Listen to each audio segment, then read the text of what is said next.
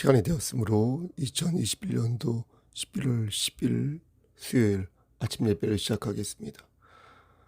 다 같이 사도신경으로 우리의 신앙을 고백하겠습니다. 전능하사 천지를 만드신 하나님 아버지를 내가 믿사오며 그 외아들 우리 주 예수 그리스도를 믿사오니 이는 성령으로 잉태하사 동정녀 마리아에게 나시고 본디오 빌라도에게 고난을 받으사 십자가에 못 박혀 죽으시고 장사한 지 사흘 만에 죽은 자 가운데에서 다시 살아나시며 하늘에 오르사 전능하신 하나님 우편에 앉아 계시다가 저리로서 산 자와 죽은 자를 심판하러 오시니이다. 성령을 믿사오며 거룩한 공예와 성도가 서로 교통하는 것과 죄를 사해 주시는 것과 몸이 다시 사는 것과 영원히 사는 것을 믿사옵나이다. 아멘. 거룩하시고 자비로우신 하나님 아버지, 하나님의 크신 사랑을 진심으로 감사드립니다. 우리를 하나님의 자녀로 삼아주시고 천국 백성으로 세워주심을 진심으로 감사드립니다. 우리의 육신의 장막이 벗어질 때에 우리가 갈 수 있는 천국을 허락하시고 우리가 서 있는 그 자리에서 하나님의 성호를 찬양하며 하나님께 영광을 돌리는 삶을 살 수 있도록 허락하여 주시는 은혜 감사합니다. 하나님, 우리가 이 믿음이 변치 않도록 항상 말씀을 붙잡고 앞으로 전진하는 주의 용사 될 수 있도록 하시고 힘들고 지칠 때에 마귀가 뿌려놓은 것을 의지하는 것이 아니라 경건한 삶을 사모하며 하나님 말씀을 붙잡고 늘 전진하고 일어서는 주의 용사들 될 수 있도록 붙잡아 주시옵소서. 죄를 지을 때에는 즉시 회개할 수 있도록 하시고 기도로 그 유혹들을 이겨낼 수 있도록 하시며 심령이 가난한 자가 되어 하나님을 의지하고 하나님의 주권을 받드는 자가 될 수 있도록 도와주시옵소서. 그 어떤 경우에도 하나님을 열렬히 사모할 수 있도록 하시고 하나님을 향한 우리의 마음이 늘 한결같을 수 있도록 노력할 수 있도록 우리의 마음을 다잡아 주시옵소서. 그 어떤 장애물이 있을지라도 결국에는 하나님께로 돌아갈 수 있는 길을 찾게 하시고 하나님 말씀 안에서 의의 열매를 거둘 수 있는 귀한 우리 지체들 될 수 있도록 붙잡아 주시옵소서. 이 시간 간절히 바라고 하는 것은 심신이 연약한 우리 형제요 자매를 위해 기도합니다. 그의 심장을 지켜주시고 그의 세포를 지켜주시고 그의 오장육부를 지켜주심으로 말미암아 건강이 회복될 수 있도록 하시고 건강한 상태에서 하나님의 일을 감당할 수 있도록 도와주시옵소서. 시험을 앞둔 우리 학생들을 위해서도 하나님께서 지혜를 주시사 심은 대로 잘 거둘 수 있도록 하시고 하나님의 뜻이 어디 있는지 잘 마음에 새기고 분별하여서 이 세상 살아갈 때 머리가 될진데 꼬리가 되지 아니하도록 하나님 그들의 삶을 선도하여 주시옵소서. 하나님, 우리 송석교회 성도들 모두가 합심하여서 선을 이룰 수 있도록 하시고 우리 송석교회가 구원의 방주로서 그 역할을 단단히 해나갈 수 있도록 축복하여 주시옵소서. 경천교회 목사님들 한 분 한 분 사역할 때에 어려움 없도록 하나님께서 선도하여 주시고 그가 하는 사역들 위해 오직 하나님만 영광받아 주시옵소서. 모든 말씀 예수 그리스도인 받들어 감사하며 기도드렸사옵나이다. 아멘. 하나님 말씀 곧바로 보겠습니다. 누가복음 10장 25절에서 37절 말씀입니다. 누가복음 10장 25절에서 37절입니다. 말씀을 봉독하겠습니다. 어떤 율법 교사가 일어나 예수를 시험하여 이르되 선생님, 내가 무엇을 하여야 영생을 얻으리이까? 예수께서 이르시되 율법에 무엇이라 기록되었으며 네가 어떻게 읽느냐?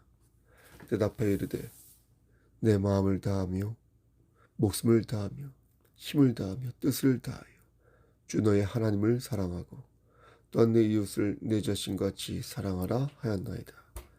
예수께서 이르시되 내 대답이 옳도다. 이를 행하라. 그러면 살리라 하시니 그 사람이 자기를 옳게 보이려고 예수께 여짜오되 그러면 내 이웃이 누구니까? 예수께서 대답하여 이르시되 어떤 사람이 예루살렘에서 여리고로 내려가다가 강도를 만나매 강도들이 그 옷을 벗기고 때려 거의 죽은 것을 버리고 갔더라. 마침 한 제사장이 그 길로 내려가다가 그를 보고 피하여 지나가고 또 이와 같이 한 레위인도 그곳에 이르러 그를 보고 피하여 지나가되 어떤 사마리아 사람은 여행하는 중 거기 이르러 그를 보고 불쌍히 여겨 가까이 가서 기름과 포도주를 그 상처에 붓고 싸매고 자기 짐승에 태워 주막으로 데리고 가서 돌보아 주니라. 그 이튿날 그가 주막 주인에게 데나리온 2를 내어주며 이르되 이 사람을 돌보아 주라. 비용이 더 들면 내가 돌아올 때에 갚으리라 하였으니 내 생각에는 이 세 사람 중에 누가 강도 만난 자의 이웃이 되겠느냐? 37절 이르되 자비를 베푼 자니이다. 예수께서 이르시되 가서 너도 이와 같이 하라 하시니라. 아멘. 하나님, 부족하지만 이 말씀을 바르게 전할 수 있도록 도와주시옵소서. 예수 그리스도인 받들어 감사하며 기도드렸사옵나이다. 아멘. 우리가 하나님을 부를 때에 보통 그냥 부르지 않고 잘 넣는 수사적 표현이 있습니다. 예컨대 인간의 생사복을 주관하시는 하나님이라든가 거룩하시고 자비로우신 하나님이라든가 사랑과 은혜가 풍성하신 하나님이라든가 여하튼 다양한 표현을 하면서 하나님을 부릅니다. 하나님을 부를 때 보통 그분의 속성과 능력을 말할 수 있는데 여기는 그런데 분명한 전제가 있어야 합니다. 그것은 바로 절대성이라는 전제입니다. 어떤 면에서 보면 생사화복을 주관하시는 분은 사실 많지 않습니까? 어떤 면에서 보면 거룩하고 자비로운 분도 많지 않습니까? 회사의 사장님이 어떤 면에서 생사화복을 관리하고 주관할 수 있습니다. 나의 부모님이 나를 낳으셨고 키우셨으니 일정 부분 나의 생사화복에 영향을 미친 것도 사실입니다. 그 사람을 만나서 내가 이렇게까지 됐고 그 교회 목사님을 만나서 내가 믿음으로 잘 자랐으면 그들 역시 생사화복에 일정 부분 영향을 미쳤다고 말할 수 있는 것입니다. 하지만 우리는 그것이 절대적인 것이 아니라는 것을 잘 압니다. 일정 부분 나에게 영향을 미칠 수는 있겠죠. 그래도 내 삶을 주관하느냐 물을 때에 그 정도는 아니라는 것입니다. 나를 주관하시고 끝까지 나에게 절대적인 영향을 미치는 분은 오직 한 분, 여호와 하나님 외에는 없다는 것입니다. 이게 중요한 것. 절대자에게 절대성을 찾고 상대자에게 상대성을 찾아야지 이게 주객이 전도되면 가치가 전도되면 아니 되는 것입니다. 가끔 보면 자식을 하나님처럼 섬기는 그런 부모를 봅니다. 또 재물, 돈을 하나님처럼 섬기는 그런 사람들을 봅니다. 권력과 정력을 하나님처럼 섬기는 사람. 그 여러 찬란한 것들을 어떤 신의 반열 위에 하나님의 반열 위에 올려놓는 사람들을 봅니다. 여러분 그들의 말로가 어떻게 되겠습니까? 여러분 그들이 과연 천국에 갈 수 있을까요?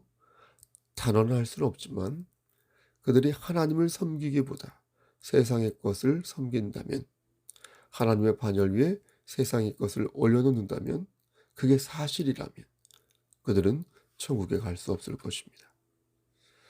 교회도 여기에 해당합니다. 교회에서 어떤 절대성을 찾을 수 없는데 교회 안에서 절대성을 찾는 사람이 있다는 겁니다. 교회는 하나님이 아닙니다. 교회 역시 하나님을 위한 도구일 뿐 교회 자체가 하나님일 수는 없습니다. 완전한 교회는 존재하지 않으며 존재해서도 아니 됩니다. 여러분, 사이비 교주가 왜 사이비 교주일까요? 자신을 하나님이라고 생각해서 사이비인 것입니다. 사람들도 그를 하나님으로 여기는 것입니다. 그런 곳에서 짝퉁이 나오는 겁니다. 이단이 나와 사회에 무리를 일으키는 사이비가 나오는 것입니다.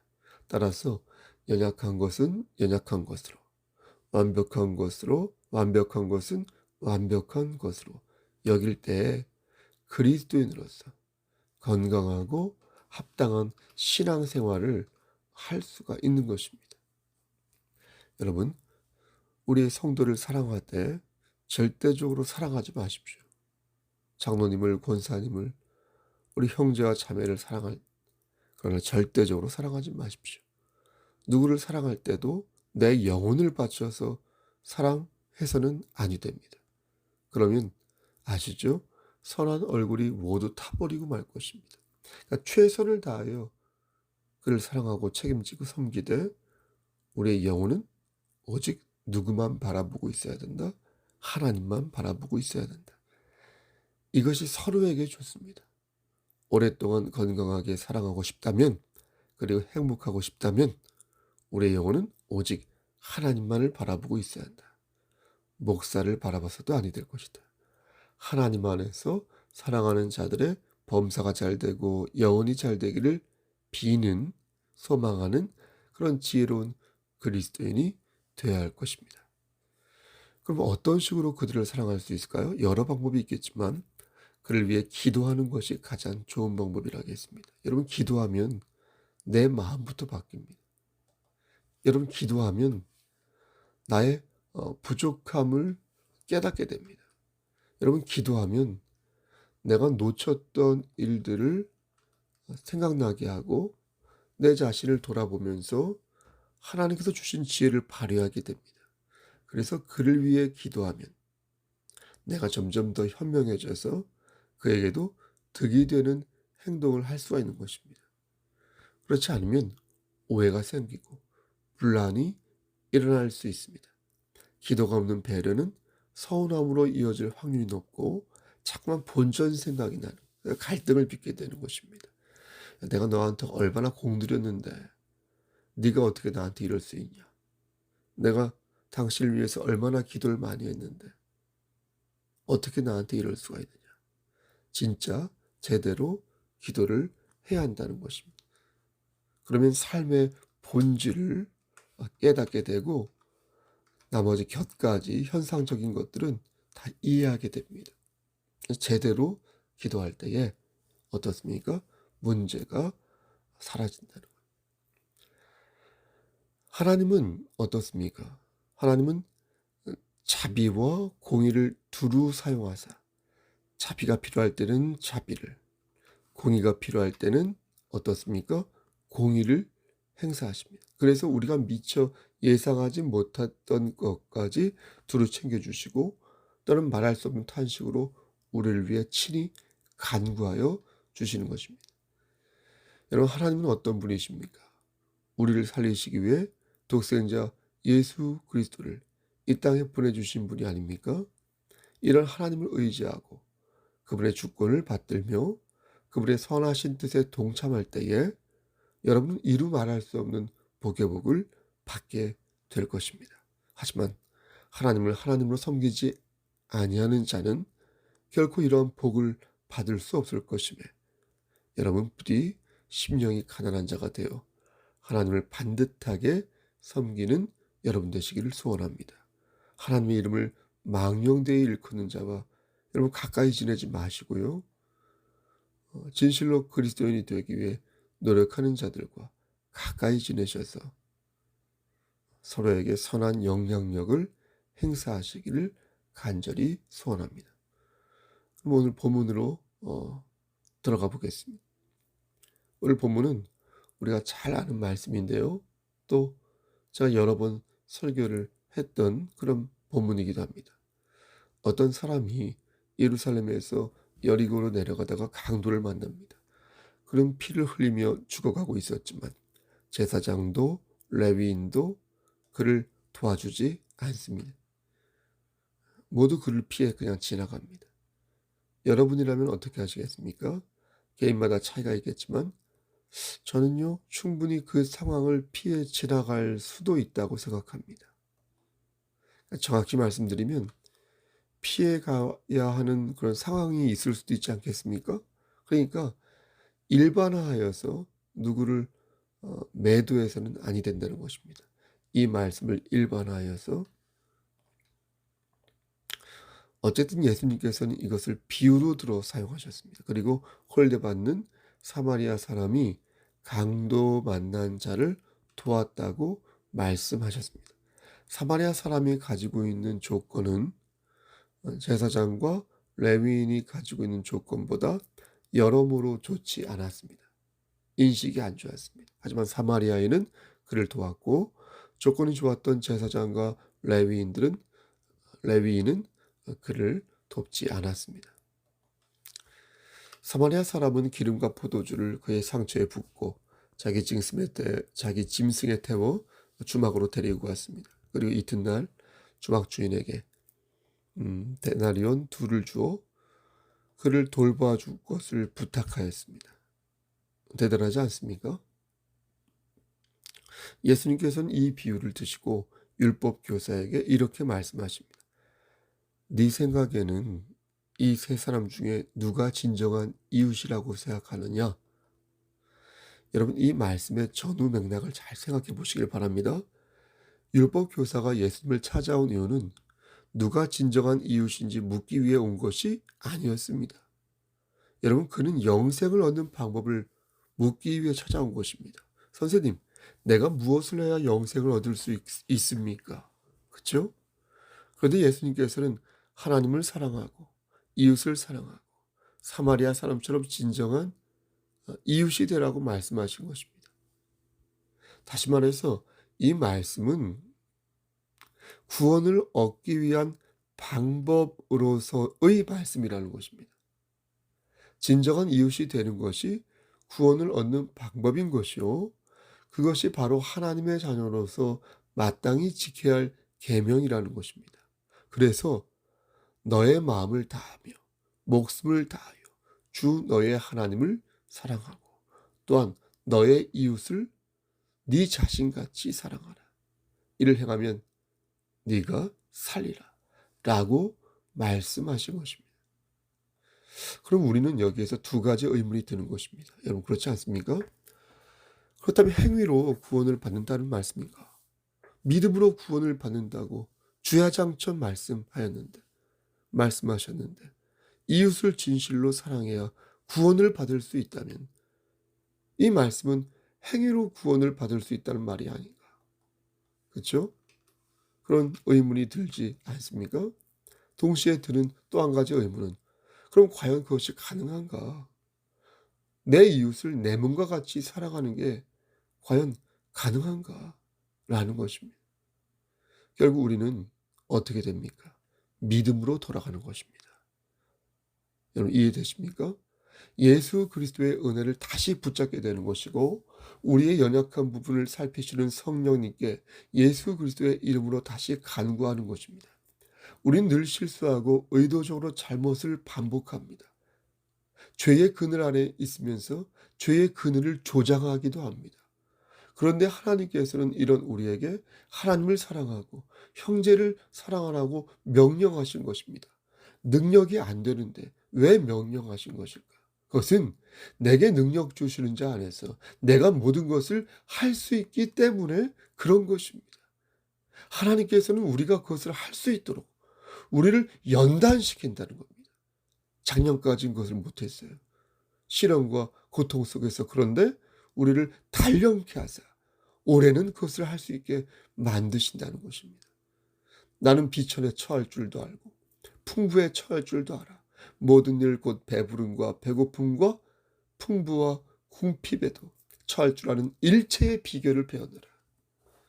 경험이 쌓인다고 해서 여러분 반드시 지혜가 쌓입니까? 산전수전, 화생반전 다 겪었다고 해서 여러분 지혜가 쌓입니까? 그건 아닙니다. 하나님께서 일체의 비결을 그에게 주실 때 우리는 그는 삶의 지혜를 얻을 수 있는 것이고, 그 과정에서 그가 직면한 여러 현안들을 견뎌낼 수 있는, 이겨낼 수 있는 능력을 갖게 되는 것입니다. 사랑하는 성도 여러분, 말씀 마치겠습니다. 중요한 것은 무엇입니까? 중요한 것은 하나님을 의지하는 마음이라는 거예요. 그리고 그 마음도 하나님께서 주셨음을 믿는 마음을 가져야 한다는 것이에요. 우리의 마음속에 여호와 하나님을 섬기는 마음을 내 중심에 둘 때 우리의 삶은 어떻게 되겠습니까? 날이 갈수록 밝고 찬란하여질 것입니다. 여러분, 하나님의 은혜 안에서 형제와 자매를 사랑하십시오. 여러분, 하나님의 은혜 안에서 여러분의 부모님과 가족을, 남편과 아내를 사랑하십시오. 하나님의 은혜 안에서 여러분이 섬기는 교회 충성하시고 여러분의 스타일대로 합당하고 올곧게 여러분에게 주어진 사명을 감당하십시오. 그렇게 오늘 하루도 사시기를 우리를 죄에서 구속하여 주신 주 예수 그리스도의 받들어 간절히 축원합니다. 아멘. 이제는 우리를 죄에서 구속하여 주신 우리 구주 예수 그리스도의 은혜와 아버지 하나님의 만극하신 그 사랑하심과 성령 하나님의 교통하시고 인도하시는 모든 역사하심이 하나님을 섬기는 마음, 하나님의 은혜 안에서 우리가 우리에게 맡겨진 사명을 바르게 감당하고 우리가 서 있는 그 자리에서 예수 그리스도의 향기를 바라기를 소원하는 여기 모인 성도와 그들의 가정과 이 재단과 이 나라 위에 하나님의 사랑하심이 세세토록 함께 계실지어다. 아멘. 예배를 마쳤습니다. 오늘은 수요일입니다. 수요 예배가 저녁에 있습니다. 비대면으로도 꼭 참여하여 주시고요. 가능하다면 예배당에 나와 대면 예배로 참석하시면 좋겠습니다. 여러분 서로를 위해서 기도하는 거 잊지 마시고, 그리고 또 교회에 좀 더 관심을 기울여서 하나님 기쁘시게 하는 그런 삶을 사시기를 소원합니다. 무슨 일이 있으면 여러분 연락 주시고요. 제가 혹시 무슨 도울 일이 있으면, 또 중보 기도할 일이 있으면 부담 갖지 마시고 문자나 연락 주시기를 바랍니다. 여러분 오늘 하루도 승리하십시오. 샬롬.